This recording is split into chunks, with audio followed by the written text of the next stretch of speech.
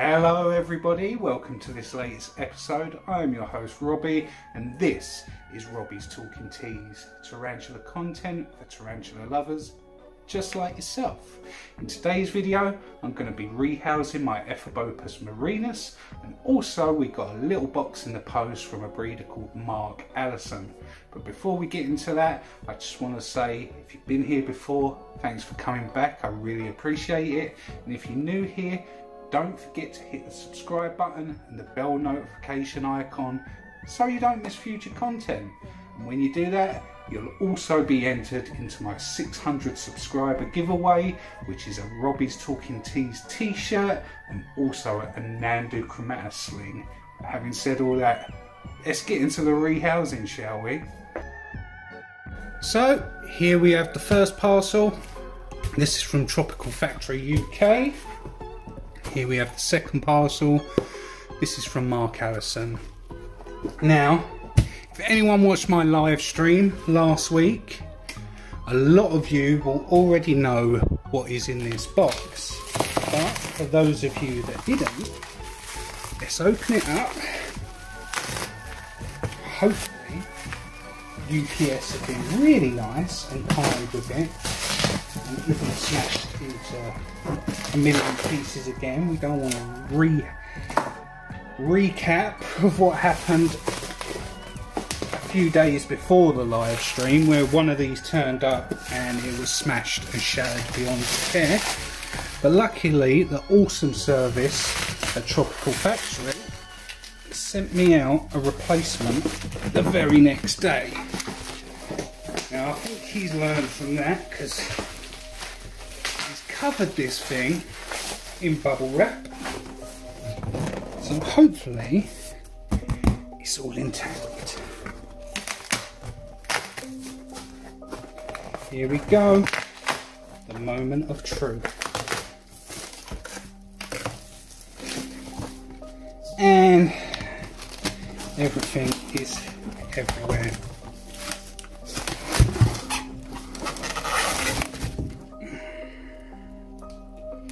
Now I'm glad that the glass front is in this time, otherwise I would just have been showing you a whole box full of substrate. But here we have it. This is the fossorial specific designed enclosure from Tropical Factory UK. Now these are absolutely amazing for fossorials. They also come with some pieces of cork bark to throw in there. A few pieces of cork bark. There's a whole bag of substrate in here, but which for some reason is always open. Now it goes everywhere, it gets messy, but we're going to ignore that. And we've also got some leaf litter. Also packed inside is a glass shelf, which, if I show you properly, unpack it.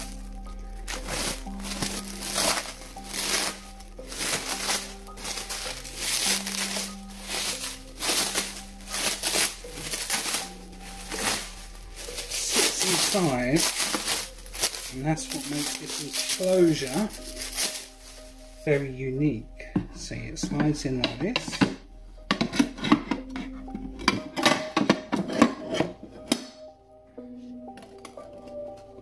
It sits on the little glass rivets there, and here, I don't know if you can see it here, is where the tea makes its burrow. What we're going to do, I'm going to take the rest of this substrate here and throw it down here. I think I'm going to have to use some of my topsoil, which I have over here, just to fill it up a little bit more.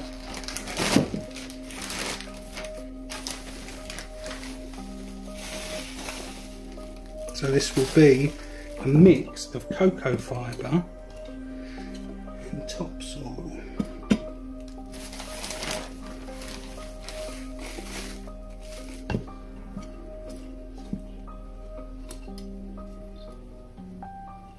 See, there's a little.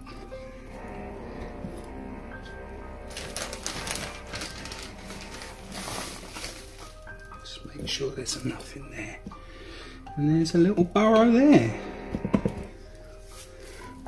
Yeah, we're going to throw a little piece of cork bark on here just to make the top look a little bit pretty.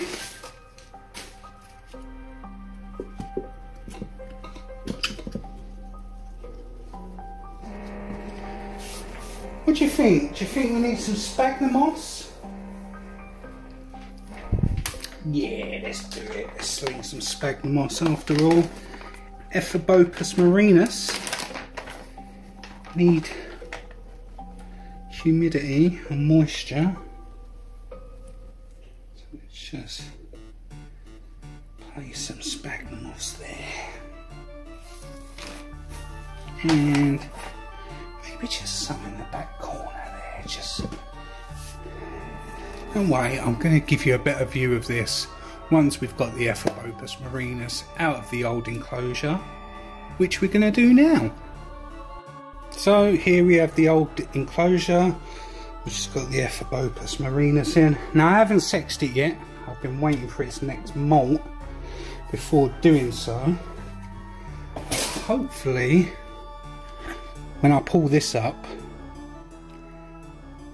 it won't. Oh no, I can see it. I can see some legs, so I think I'm going to be fine. T, it's right there. Can you see that? No? T is right here. Let's get you a better angle on it.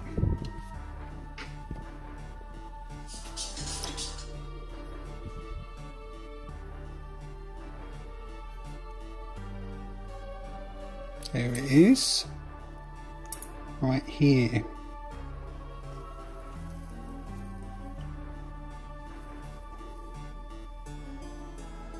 Alright, there we go. Look at how stunning that is. Trust me mate, you're going to enjoy your new enclosure a lot more than this dry little thing. Let go of that. How stunning is that?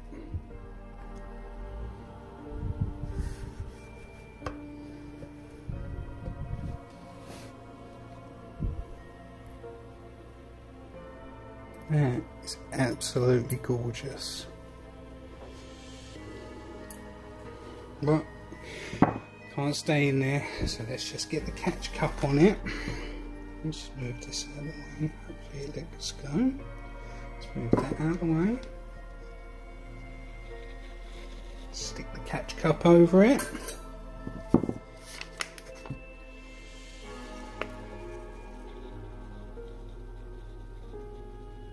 Go. Ooh.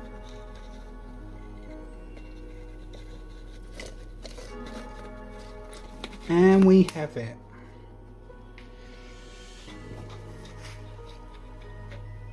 Not going anywhere, mate. So let's get it. So you guys can have a better look. Hopefully it doesn't get too bolty.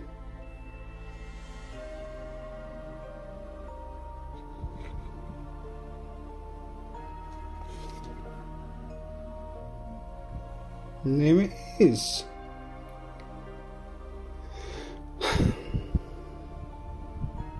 Now let's get it in its new enclosure.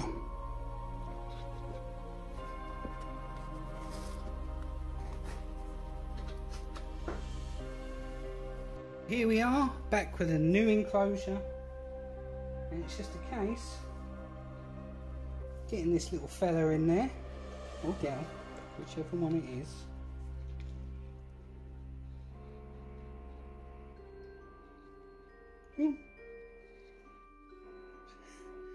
Down the slide you go.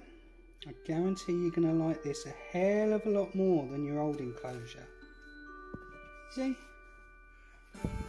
We had a little bolt.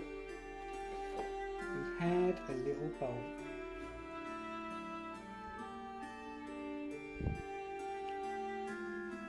And there it is. Ephebopus E.murinus.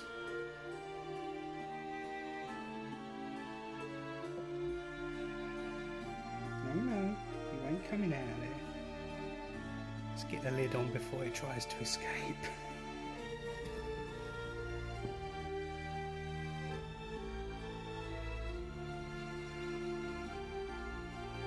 So that was the rehouse of the Ephebopus E.murinus. Went really smoothly considering they're normally defensive, bolty. Went really well. I'm happy with that. But now let's move on and see what Mark Alison sent us in the post, shall we? Let's go. So now we have the box from Mark Alison. I did promise him that I would do him an unboxing video of a couple of species he sent me. So let's just crack this open and see what's inside, shall we?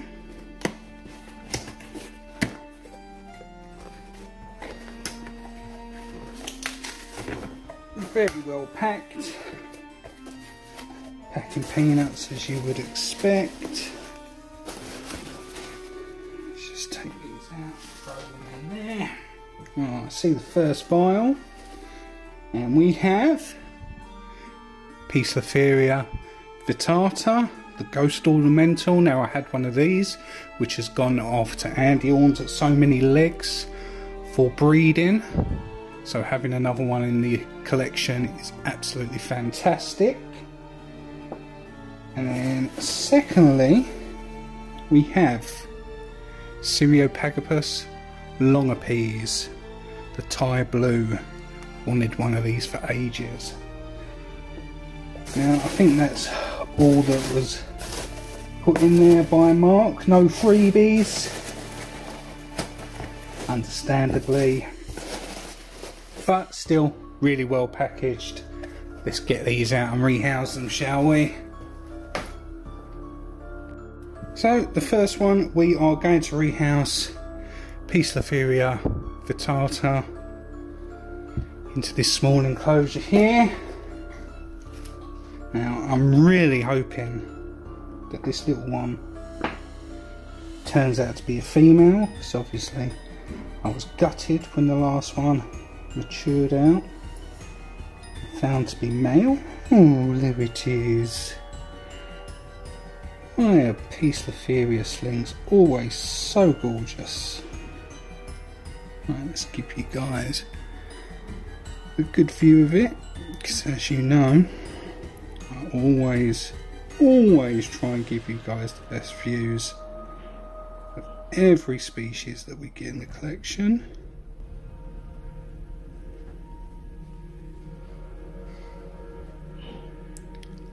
And there it is, P.vittata. Let's get the light on here just so you guys can see it a lot better.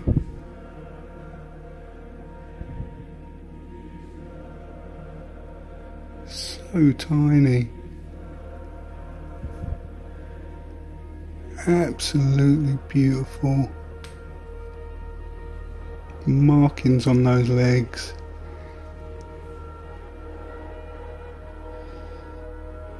Right, so little one, you are now free. There is your new home. If you would just like to... Don't turn round at me, mate. Come on. Down you go. Off you pop. And there you go. Oh, it was out of focus.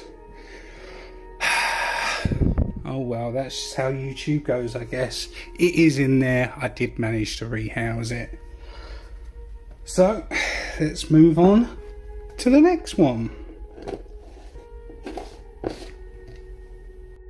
So the next one we're going to rehouse is the Ephebopus longipes, the Thai blue.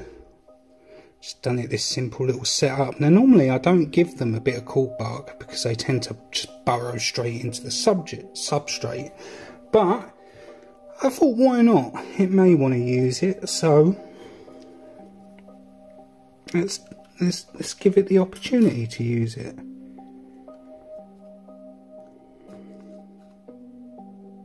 Oh, and it is absolutely tiny.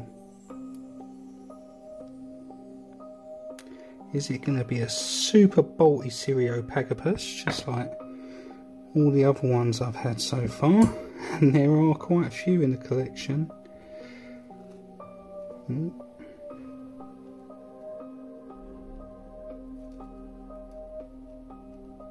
How gorgeous is that? Look at the colours on it, on the pink carapace. Blue legs. That is awesome.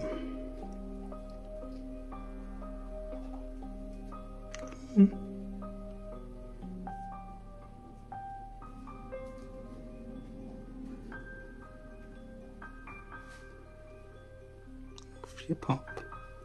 And there it is, it went straight under the cork bark. Just goes to show that was a good idea. So that is both of them rehoused.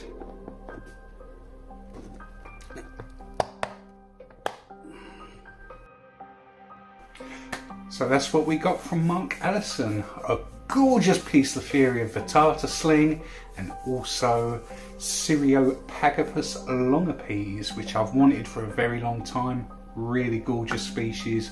If you manage to come across one, definitely think you should pick it up if you're into your old worlds. But I've got nothing else to say. It's the end of the video. Thanks for coming, thanks for sitting through it.